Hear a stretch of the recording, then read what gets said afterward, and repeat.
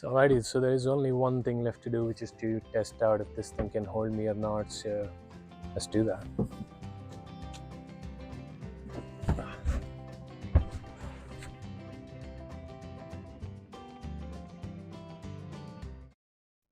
Hello everyone and welcome back to part 2 of the DIY camper build, where we're going to fix everything that was wrong in part 1 of the video. So one of the questions from the previous videos was, what is it that I'm actually trying to build here? So I want to convert this Forerunner into an off-roading camper build of sorts. So the plan is to put a box here with 2 drawers in it, and then I'll attach that box to a back piece that will cover this entire area. And with that done, the right side would be your bed area, and then the left side I'll build a cabinet on this side, and then on the back is where the fridge would go, the water storage and everything else would go. So yeah, so let's just get some baseline measurements here, and then we'll build the box first with the drawers in it, and once that's done we can figure out how to build the back part. So I'm gonna start here with just some quick measurements and then transfer those into a box, right? How hard can it be?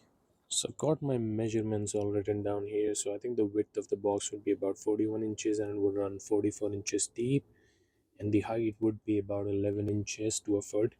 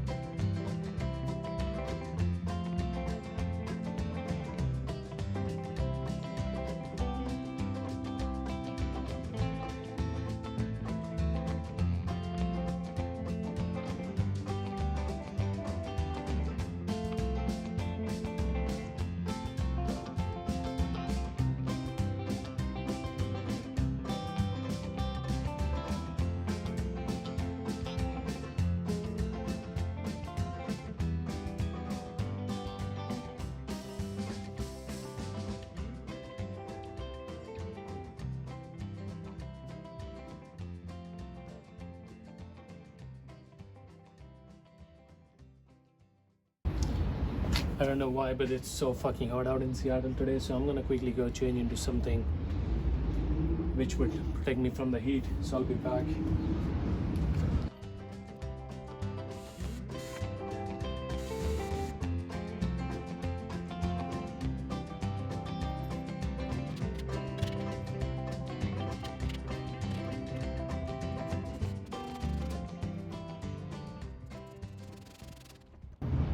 Okay, so the progress update so far, as you guys can see, I've nicely glued and made sure everything lines up perfectly here on this side, and I'm gonna do the same on the other side in just a snap.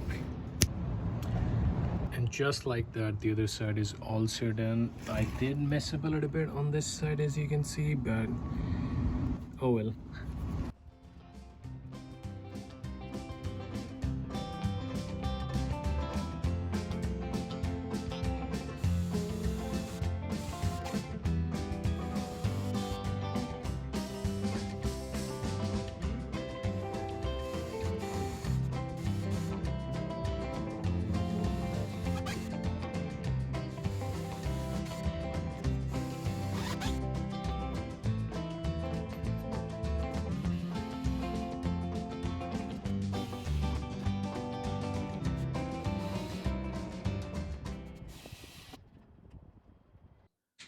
Okay, so now we got the box nice and square. Everything is square. I've measured everything like 25,000 times now, so should be all good to go. I've got the drawer dimensions here, and now let's get to cutting and make sure the drawers fit, everything lines up.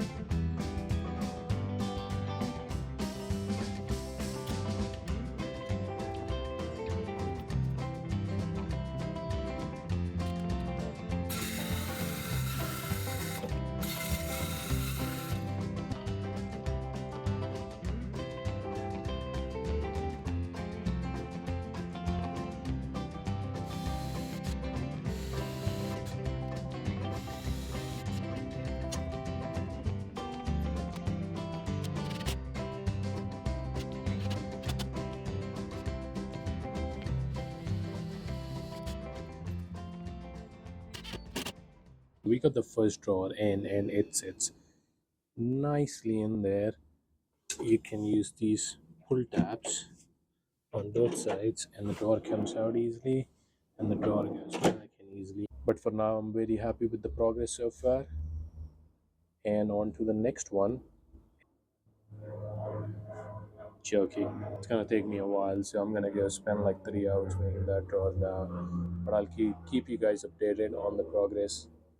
And boom, just like that, we have the second drawer. Nice. It fits perfectly. Let me show you guys. So to open them, you just pull on these two pull tabs.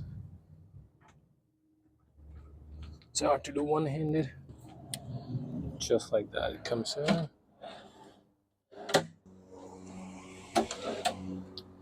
To store it, you basically just pull the tab again and you push it in. So yeah, so the next step would be to cover the back of this box, and that will give me a solid place to mount a 2x4, and then I can rest another piece of plywood on top of that 2x4, bring it all the way out here, and then support it with some more 2x4s, a piece of plywood or something that will give us a perfectly flat surface on this side. Okay, so quick little update. We got the back piece in, and now I'm going to put some nuts through this to give it extra support.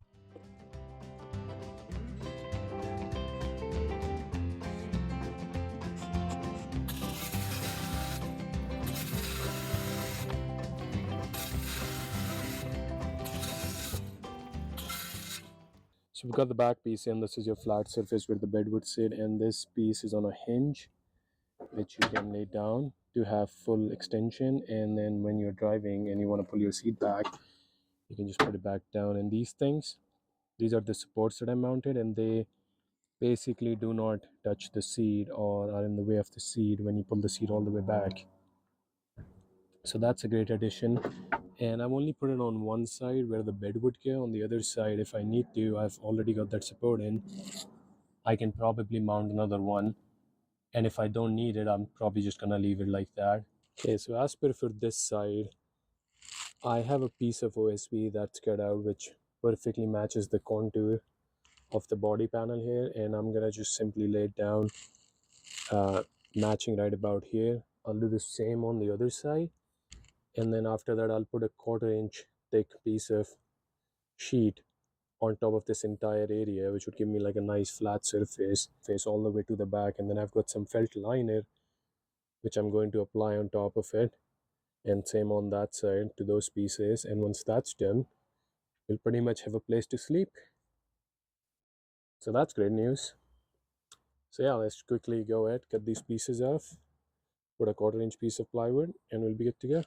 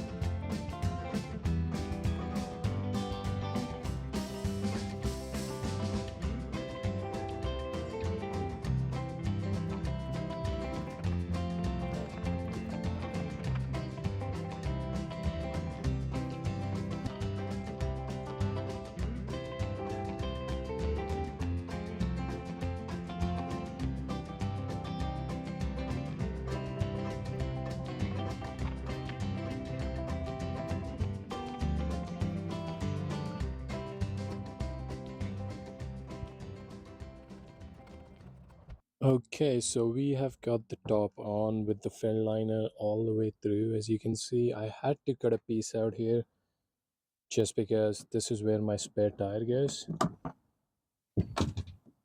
Not my spare tire, but the accessories for the spare tire. This is where my jack goes, all my tools go. So I need this area to be accessible. So I basically cut it down to make sure I have enough space to be able to get to my jack and my tools. Now comes the part of mounting this box to the actual frame of the car. So lucky for me, I've got these two hooks on either sides, and I'm just going to use a turnbuckle, feed it through like this, and then use one of these shackles. I'm going to do the same thing on the other side, and then find somewhere under there to do the same thing again. I'll make sure my box is tightly held together with the body of the car, so if I'm driving off-roading or whatever, I don't hear any noises.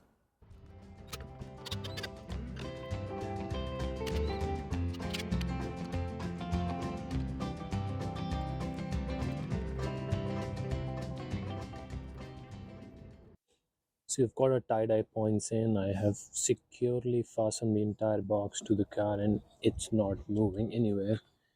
Same on the other side. I did have to remove this piece in order to pass a drill through and drill those holes, as you can see. So alrighty, so there is only one thing left to do, which is to test out if this thing can hold me or not. So let's do that.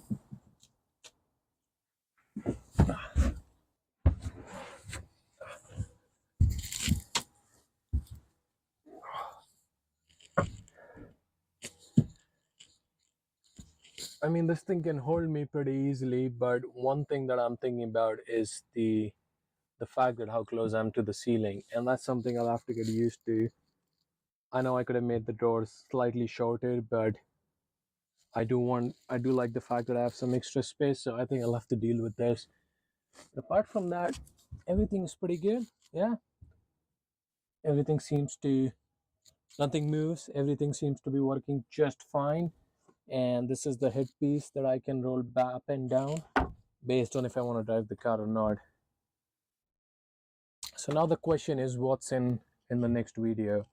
So I think the next video would be me installing the auxiliary battery, the inverter, the battery isolator, and then using that to power our fridge and all of our accessories. You can use it to charge your devices or whatever. I'm going to be using about a 50 amp hour lithium ion battery that I think should be able to provide enough power to run my fridge for about 24 to 36 hours, which is plenty enough. And then I'll be using the car's alternator to charge it, which means as long as I'm driving the car, I would not have to worry about anything. Hope you guys are as excited for the next video as I am. See you guys in the other one. Peace.